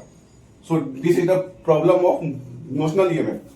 कोई भी अगर रॉड लेंथ एल का मैग्नेटिक फील्ड को कट करता है तो उसमें ईएमएफ जो है वो आता है BVL। तो इस पार्ट में जो ईएमएफ आएगा वो आएगा BVL। इस पार्ट में 0 होगा, इस पार्ट में 0 होगा और इस पार्ट में होगा 0, क्योंकि ये पार्ट जो है वो फील्ड से बाहर में। तो BVL होगा। अब अगर आपसे कहूं कि ये लूप जो है पूरे अगर फील्ड में होता और तब आप खींचते, तो क्या इस लूप में कोई नेट ईएमएफ होता? नहीं होता, क्योंकि अब इस पूरे लूप से कोई फ्लक्स में चेंज नहीं है। तो भाई फैराडेज लॉ, इस लूप में अब कोई ईएमएफ नहीं होगा। ईएमएफ इंड्यूस के लिए इस लूप से फ्लक्स चेंज होना चाहिए, और वो फ्लक्स चेंज कब होगा? जब या तो लूप बाहर जाए या इस फील्ड में घुसे। अच्छा, अब एक क्वेश्चन और है कि जब ये रॉड इस ओर मूव हो रहा है, जब ये पोर्शन ऑफ दिस लूप इस साइड मूव हो रहा है, तो कौन सा साइड होगा प्लस और कौन सा साइड माइनस होगा? तो आप अगर देखो कि ये लूप जो है वो फील्ड से बाहर आ रहा है, तो फील्ड से बाहर आ रहा है तो फ्लक्स घट रहा है। तो फ्लक्स अगर घट रहा है तो बाई लेंज लॉ का करंट का डायरेक्शन ऐसा होगा कि वो फ्लक्स को सपोर्ट करे। तो फ्लक्स को सपोर्ट करने के लिए करंट जो है इसमें कैसे होगा? क्लॉकवाइज। तो करंट को क्लॉकवाइज होने के लिए इस पोर्शन ऑफ लूप का ये साइड होगा प्लस और ये होगा माइनस। मींस ईएमएफ जो इंड्यूस होगा वो ऐसे होगा। पर क्या इसमें करंट फ्लो होगा? इसमें करंट फ्लो नहीं होगा, क्योंकि यहां पर कट है। अब हम अगर इसको सॉल्व करें तो BVL, तो B की वैल्यू है 0.3, V की वैल्यू है 2 सेंटीमीटर पर सेकेंड, मतलब 2 × 10⁻⁻² हो गया। ये हम चेंज करेंगे इन मीटर। और L की लेंथ है, कितनी है लेंथ इसकी? 3 सेंटीमीटर। 3 × 10⁻⁻²। तो यहां से आ गया 3 × 6 3 18 हो गया ये, ठीक है। 18 तो 1.8 × 10⁻⁻4 वोल्ट। तो इसका आंसर होगा A।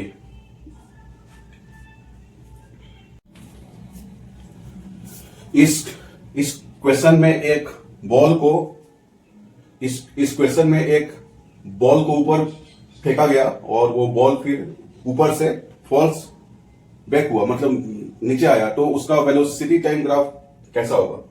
तो सबसे पहले हमने जब बॉल को फेंका तो हम एक्सिस डिसाइड करेंगे कि कौन सा डायरेक्शन होगा प्लस और कौन सा माइनस होगा। तो एक्सिस का डायरेक्शन डिसाइड करना कि वो प्लस या माइनस वो मेरे ऊपर है। तो मान लो मैंने ऊपर की डायरेक्शन को प्लस लिया, तो v का साइन कैसा होगा, प्लस होगा, और g का साइन कैसा होगा, माइनस 9.8 मीटर पर सेकेंड स्क्वायर होगा।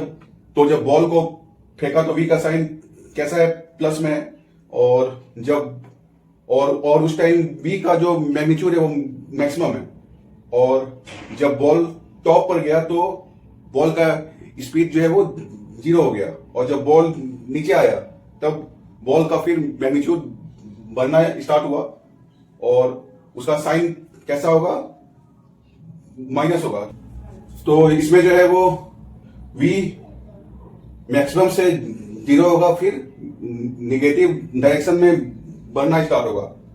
अगर अपवर्ड डायरेक्शन अगर प्लस है तो इसमें से ऑप्शन ए तो v घट के 0 हुआ, फिर इसके बाद ये निगेटिव में बढ़ना स्टार्ट होगा। तो इसमें ये ऑप्शन कौन सा है, सी है।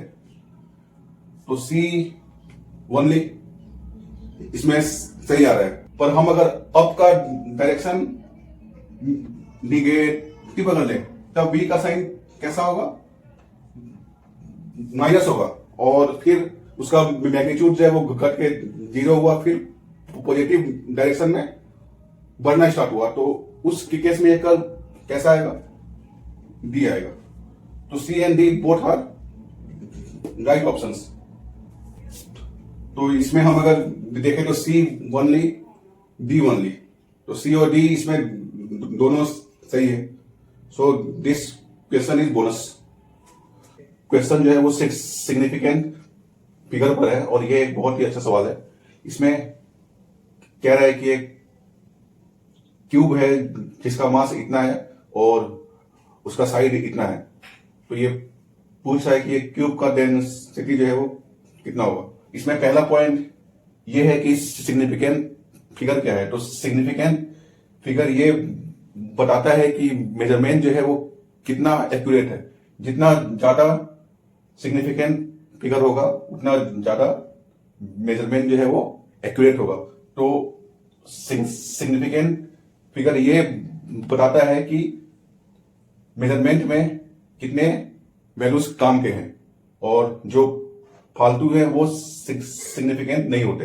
तो सिग्निफिकेंट फिगर का बेसिक रूल आपको पता होना चाहिए, और बेसिक रूल कुछ है जो आपको इस क्वेश्चन में काम आएगा।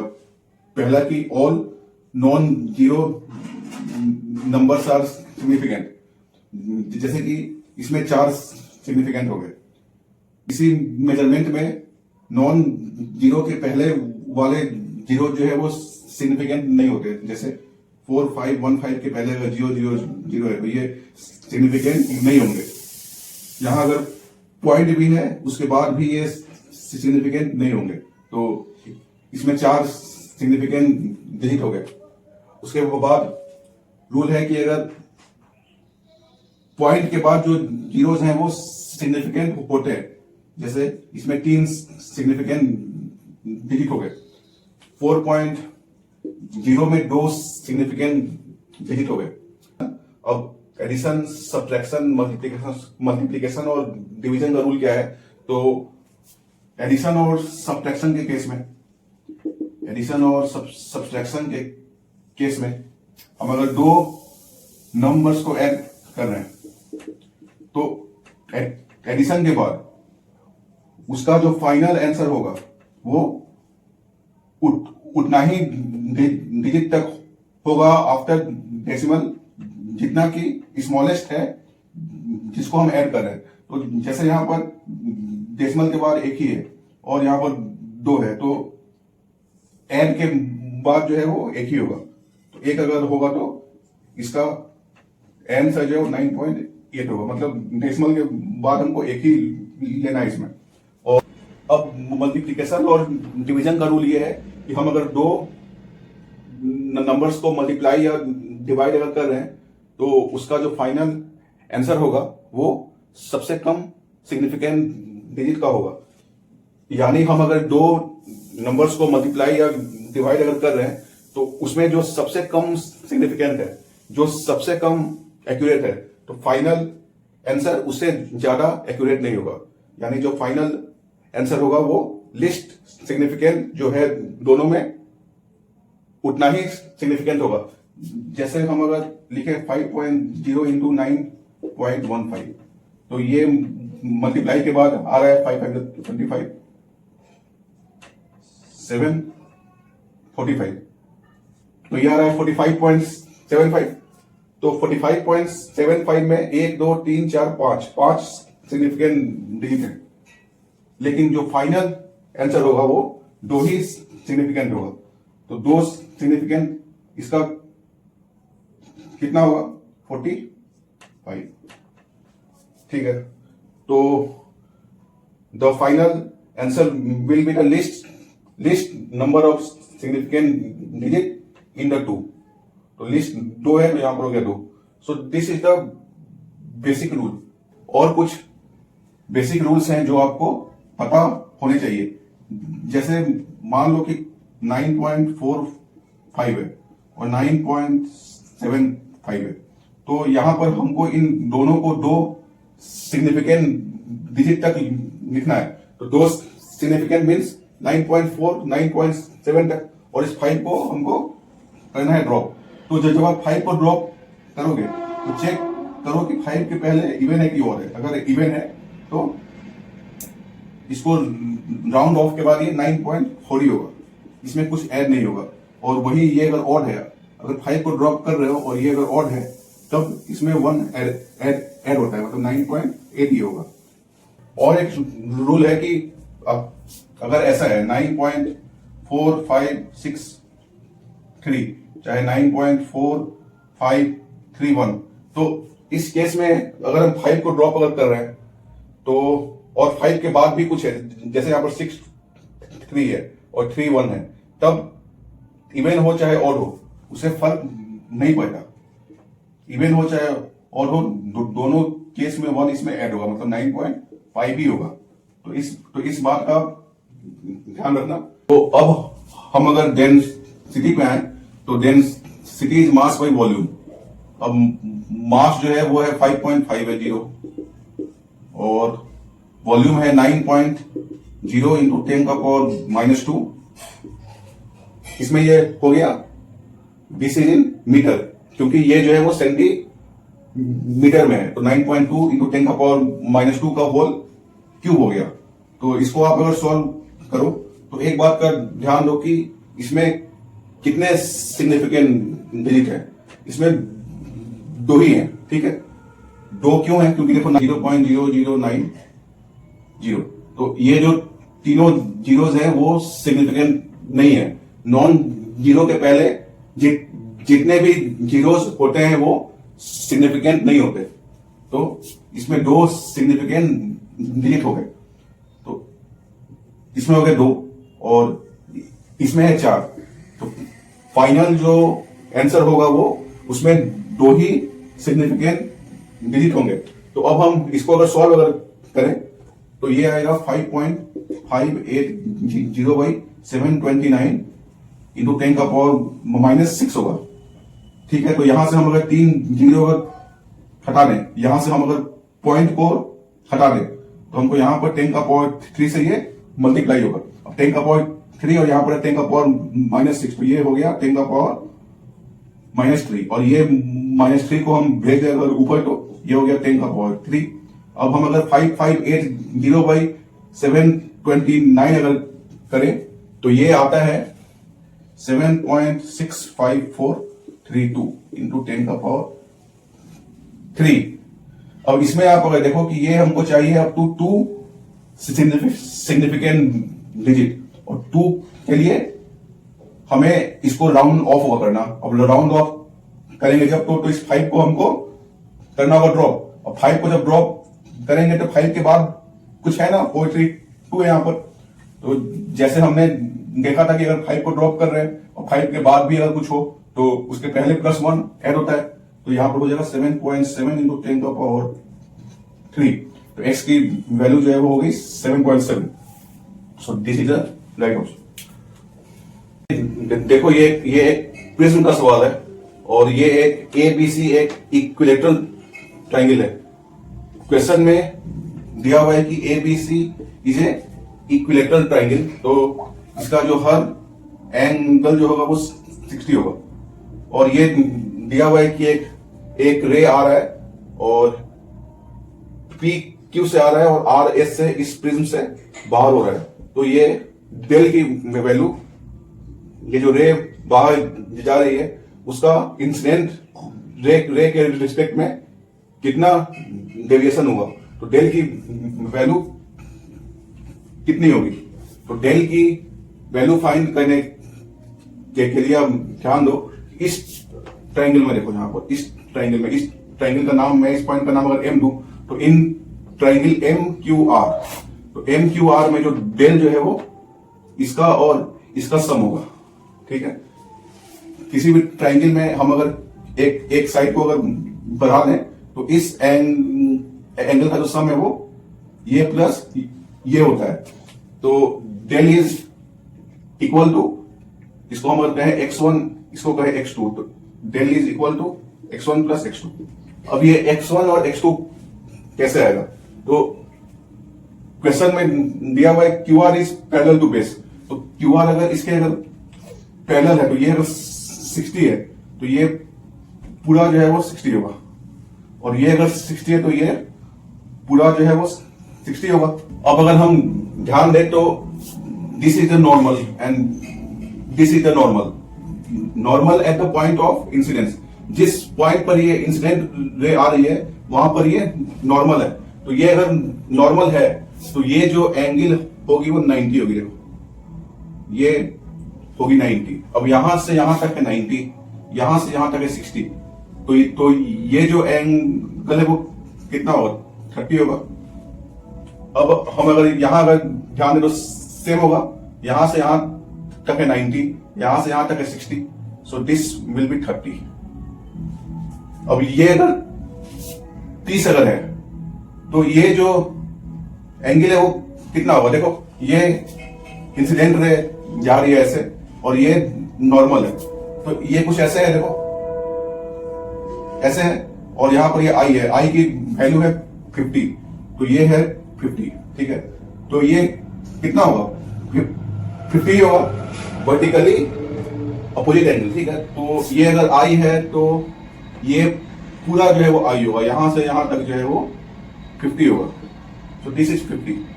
तो ये अगर 50 है और ये अगर 30 है तो ये कितना होगा, x1 विल बी 20, तो x1 की वैल्यू आएगी 20। x2 जो है वो कितना होगा, तो x2 will be this I2। ये अगर I2 अगर है, I2 या इमर्जेंट एंगल, जिस एंगल से रे बाहर हो रहा है उसको हम है कहते हैं इमर्जेंट एंगल। ठीक है, तो E माइनस दिस 30, क्योंकि ये अगर E है तो यहां से यहां तक E होगा और यहां से यहां तक 30 है, तो x2 जो होगा वो होगा E माइनस 30। अब ये E की वैल्यू कितनी होगी, तो आप अगर इस क्वेश्चन में अगर ध्यान अगर दो तो क्या मैं कह सकता हूं कि E और I जो है वो सेम होगा, E और I क्या सेम इसमें होगा, सोचो एक बार। इस क्वेश्चन में I और E सेम होगा, मतलब E की वैल्यू भी होगी 50 ही होगी, तो 50 माइनस 30 जो है वो 20 होगा, तो डेल जो होगा वो 40 होगा इसका आंसर। अब सवाल यह है कि E जो है वो 50 क्यों होगा, E जो है वो I के बराबर क्यों होगा, क्योंकि ये एक मिनिमम डेविएशन का केस है। This is the case of minimum deviation. यहां जो डेविएशन आ रही है वो कैसी है, सबसे कम है। प्रिज्म का अगर रिफ्रैक्टिव इंडेक्स अगर म्यू अगर है तो sine I by sine R जो है, साइन आर की वैल्यू कितनी होगी? आर की वैल्यू होगी 30 होगी, तो साइन 30 इज कितना होगा? म्यू होगा। और यहां पर हम अगर आए तो sine I by sine R, इस रे के लिए आई हो गया 30 हो गया और आर जो है वो ई हो गया, तो sine I sine 30 by sine E is 1 by mu. तो यहां से म्यू आ गया साइन ई बाई साइन 30। तो हम अगर इन दो इक्वेशन को अगर देखें तो यहां पर आई और ई जो है वो सेम आ रहा है, मतलब आई अगर 50 है तो ई भी 50 होगा। तो जब भी आई और ई सेम हो तो ये केस कैसा हो गया? This is the case of minimum deviation. यहां से हम अगर इंसिडेंट रे को अगर चेंज अगर करें तो इमर्जेंट रे जो है वो चेंज होता है, पर एक खास वैल्यू ऑफ आई पर, एक खास value of angle of incidence पर आई और ई जो है वो सेम होता है, और ये डेविएशन जो है वो सबसे कम होता है, जिसको हम डेल एम कहते हैं। Del M is the minimum deviation, और मिनिमम डेविएशन के केस में जो ये रे ऑफ लाइट जो है वो प्रिज्म के बेस के पैरेलल पास होती है। तो जहां भी ट्रायंगल का दो साइड सेम हो और रे ऑफ लाइट जो है वो बेस के पैरेलल पास हो रही है, तो समझ जाओ कि वो केस जो है वो किसका है? That is the case of minimum deviation. उस केस में आई और ई जो है वो सेम होगा और एक ही होगा, क्योंकि आप अगर डेल का ग्राफ, डेल और इंसिडेंट एंगल का ग्राफ अगर प्लॉट करो तो कुछ ऐसा आता है। तो देख लो कि एक डेविएशन के लिए इंसिडेंस एंगल जो है वो 2 है, पर मिनिमम डेविएशन के लिए इंसिडेंस एंगल जो है वो एक ही है। तो जब भी मिनिमम डेविएशन का केस हो, आई और ई सेम होता है, और डेल जो है होता है वो आई प्लस ई माइनस ए होता है। सो ये फॉर्मूले को आप याद कर सकते हो, del is I plus E minus A. तो ये क्वेश्चन सिमेट्री का एक सवाल है। इसमें एक वायर है जिसका रेजिस्टेंस जो है वो 4 ओम है, और उसको हमने एक स्क्वायर लूप के फॉर्म में बेंड किया, तो करंट आई की वैल्यू कितनी होगी? तो हमने जब इस वायर को एक स्क्वायर लूप में चेंज किया तो हर साइड की रेजिस्टेंस जो है वो 1 ओम होगी। 1 ओम क्यों? क्योंकि R is proportional to length होता है, तो ये 4 साइड का लेंथ सेम है तो इसकी आर भी होगी सेम। तो ये 4 आर यहां पर हो गए, हर की रेजिस्टेंस होगी 1 ओम।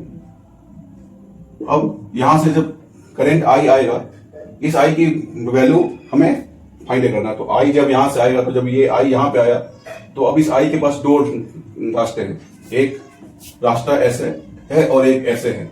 सी तक पहुंचने के लिए इस करंट के पास 2 रास्ते हैं, एक तो या तो ऐसे जाएगा सी तक, या ये ऐसे जाएगा। तो क्योंकि ये दोनों पाथ सिमेट्रिकल हैं, अब अगर ध्यान दो कि जैसा पाथ ये है वैसा ही पाथ ये है, तो ये अगर पाथ अगर सिमेट्रिकल अगर है तो करंट जो है दोनों में हाफ होगा। तो ये अगर हाफ अगर होगा तो यहां जो पोटेंशियल ड्रॉप होगी वही ड्रॉप यहां पे होगी। तो पोटेंशियल ड्रॉप अगर सेम है तो यहां जो पोटेंशियल होगा वो होगा V A minus I by two into R की वैल्यू है 1 ओम, और वी डी जो है वो होगा V A minus I by two into 1 ओम। तो देख रहे हो कि बी और डी की पोटेंशियल जो है वो एक ही है। एक अगर है तो इस ब्रांच में कोई करंट पास नहीं होगा, और इस रेजिस्टेंस का होने का कोई मतलब यहां पे नहीं है। तो अब ये सर्किट इजी हो गया। 1 और 1 जो है वो सीरीज में है, तो ये हो गया 2 ओम। 1 और 1 जो है वो सीरीज में है, तो ये हो गया 2 ओम। फिर ये 2 और 2 जो है वो पैरेलल में है, तो ये हो गया 1 ओम। अब ये सर्किट जो है कुछ ऐसा हो गया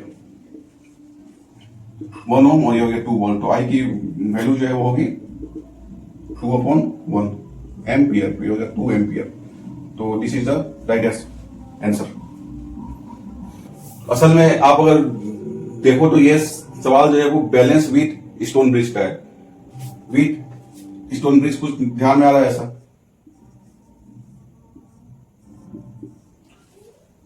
इसमें अगर ये इंटू ये के अगर बराबर हो तो इस ब्रांच से कोई करंट पास नहीं होता। तो यहां पर देखो ये सर्किट और ये सर्किट जो है वो सेम है, तो ये अगर सेम अगर है तो इस ब्रांच से कोई करंट पास नहीं होगा, और करंट अगर पास नहीं अगर होगा तो इस ब्रांच को हम हटा देंगे और ये डायरेक्टली जो है वो ऐसे सॉल्व हो जाएगा। तो ये है आज का आखिरी सवाल। इसमें एक ट्रॉली है और इस ट्रॉली पर एक मास एम रखा हुआ है, और ट्रॉली और इस मास एम के बीच में जो स्टैटिक फ्रिक्शन कोएफिशिएंट है वो है 0.15। अब इस ट्रॉली पर हम फोर्स अप्लाई कर रहे हैं, तो हम मैक्सिमम एक्सेलरेशन कितना से मूव करें कि ये जो मास है वो इसमें नहीं फिसले, यानी दोनों के बीच कोई स्लिपिंग ना हो। तो इस क्वेश्चन को सॉल्व करने के लिए ध्यान दो कि हम मान लो फोर्स अप्लाई कर रहे हैं इस पर, तो इस फोर्स के कारण ये मास एम और ये जो ट्रॉली है वो एक साथ मूव हो रहा है। तो शुरुआत में तो दोनों के बीच कोई स्लिपिंग नहीं है, तो जब स्लिपिंग नहीं है तो दोनों का एक्सलेशन जो है वो सेम होगा। तो दोनों का अगर एक्सलेशन अगर सेम अगर होगा तो हम दोनों को एक सिस्टम मान सकते हैं, और हम लिख सकते हैं A is force applied on this trolley F by mass of the whole system. तो मास ऑफ होल सिस्टम मतलब mass of the trolley plus this small mass M. ठीक है, तो यहां पर हमें फोर्स की वैल्यू पता नहीं है और ट्रॉली का मास भी नहीं पता है। तो अब इस क्वेश्चन को हम कैसे सॉल्व करें? तो देखो कि जब ये मास एम मूव हो रहा है, तो मास अगर एम मूव हो रहा है मतलब मास एम में कुछ मास एम का एक्सलेशन ए है। अब अगर किसी अगर ऑब्जेक्ट का कुछ अगर एक्सलेशन है, मतलब उस ऑब्जेक्ट पर कोई फोर्स एक्ट हो रहा है, तो मीन्स कि इस मास एम पर हॉरिजॉन्टल डायरेक्शन में कुछ फोर्स एक्ट हो रहा है। तो वो फोर्स कौन सा फोर्स है? That force is the friction force. Friction force between this trolley and this mass M. और उस फोर्स का डायरेक्शन कहां है? मोशन की ओर होगा, क्योंकि ये फ्रिक्शन फोर्स जो है इसको आगे की ओर मूव कर रहा है ताकि दोनों के बीच में कोई स्लिपिंग ना हो। स्टैटिक फ्रिक्शन का ये काम ही है कि दो बॉडीज के सरफेस के बीच में स्लिपिंग को रोकता है। तो स्लिपिंग ना हो उसके लिए ये ए की वैल्यू उतनी हो कि इस स्टैटिक फ्रिक्शन के मैक्सिमम वैल्यू को पार नहीं करे। तो मैक्सिमम वैल्यू फ्रिक्शन की कितनी होगी? तो मैक्सिमम वैल्यू फ्रिक्शन की होगी एफ मैक्स। एफ मैक्स होगी म्यू एस एन होती है, तो म्यू एस है 0.15 और एन की वैल्यू है 50 इंटू 10। ये एन जो है वो होगा एम इंटू जी होगा, तो एम है इतना और जी है इतना, तो ये हो गया 22.5 न्यूटन। तो अब ये जो फ्रिक्शन फोर्स है यही तो इस छोटे मास को एक्सलेट कर रहा है। तो हम अगर लिखे 20.2.5 is equal to Newton second law on this small mass, ये 15 इंटू ए मैक्स। अब अगर ए की वैल्यू अगर इसे ज्यादा अगर होगी तो फ्रिक्शन जो है अब मोशन को रिलेटिव मोशन को ऑब्जेक्ट नहीं कर पाएगा और दोनों के बीच स्लिपिंग स्टार्ट होगी। तो यहां से अगर ए मैक्स की वैल्यू हम अगर फाइंड करें तो ये आएगा 22.5 डिवाइड बाई 15। तो यहां से आएगा 15 1 जा 15, 15 5 जा 1.5। तो ए मैक्स इज 1.5 मीटर पर second square. C option is right option. तो हमने नीट 2026 के 20 सबसे अच्छे क्वेश्चन सॉल्व किए। अगर सॉल्यूशन में आपको कुछ अगर डाउट हो तो कमेंट्स में जरूर पूछें और अपने फ्रेंड्स के साथ इस वीडियो को शेयर करें ताकि उनके फिजिक्स के बहुत सारे कॉन्सेप्ट एक साथ कवर हो जाए। Thank you.